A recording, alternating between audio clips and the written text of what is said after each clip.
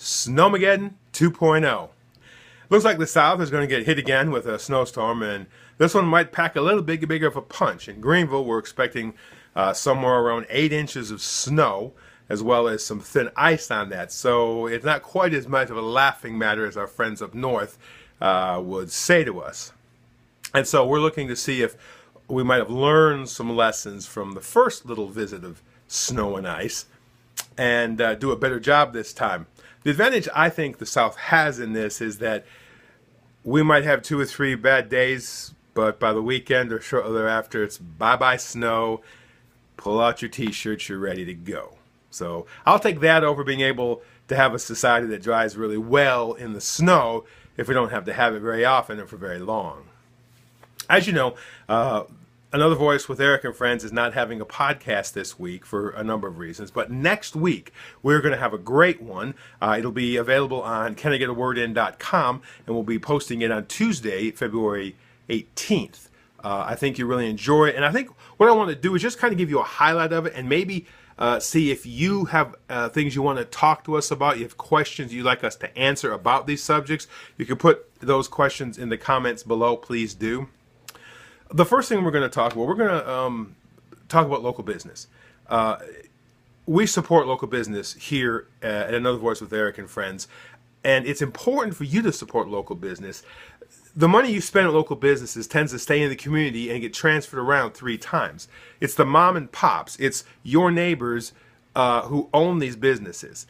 And that money goes to get the dental work done at your local dentist, or to get the landscaper, your local landscaper, and goes on. And so if you own a local business, if you work for a local business, if you happen to drive past a local business, there's an event coming up, and there's a great nonprofit organization that's starting. Love Local of the Upstate is going to have a launch party next Friday, the 21st, at the Upcountry Museum. And Love Local of the Upstate is being started by Star Hammond.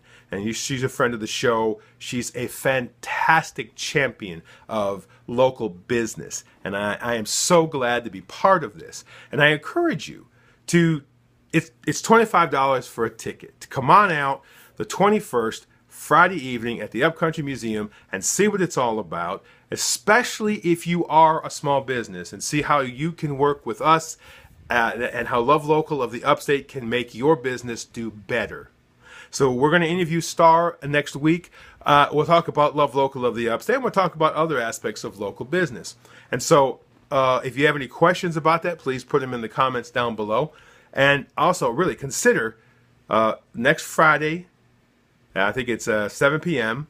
at the Upcountry Museum, the Love Local of the Upstate launch. You can get your tickets online. We'll put a little place here where you can see how to get them. One of the sad lists that South Carolina happens to be closing to the top of, or at the top, has to do with domestic violence.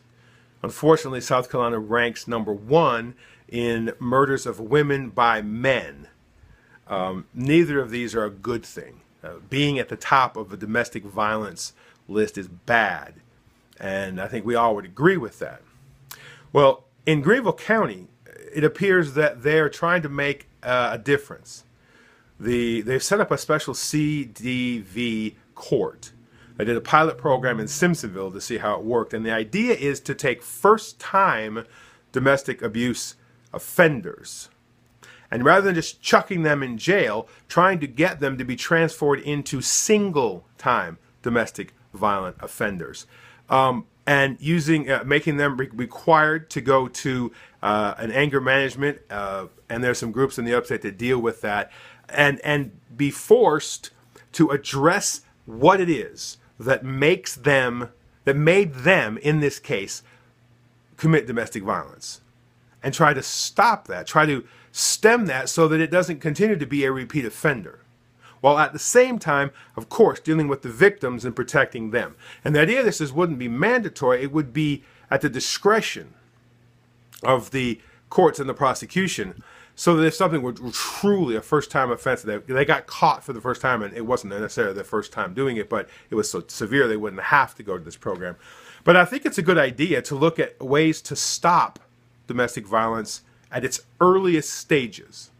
And so we're gonna be going over this week. We're gonna be talking to how that court system works. We're gonna be talking to the companies that are the agencies, the charities that are tasked with helping these people, and we're going to talk to battered women's groups to see exactly what the feeling is about this. Another area that is difficult is if someone's been in prison for whatever the crime may be. It can range from something simple all the way to something bad. When they get out, when they've served their time, and this is important, they've done a crime and they've served the time, getting back into society as a productive member of society is often difficult. And one of the most difficult things is for someone who has a record to get an actual job that will pay them, that will employ them, so that they can then avoid having to go back into a life of crime and become a productive member of society. Now, it's very difficult. And there are a number of companies in the upstate who are willing to work with folks that have criminal records of varying degrees. There's also some programs from the federal and state level that help folks who have a criminal background, who are wanting to do better. And so we're going to look into that, examine that, and see how we can get information out to people. I'd also like to hear from you if you had experience trying to find a job, or if you are concerned about this, if you're an employer, what is it that you would be looking for, what would make you be willing to hire someone who has a criminal record, or what criminal record would you be willing to hire? And you can put those comments down below in the comments section.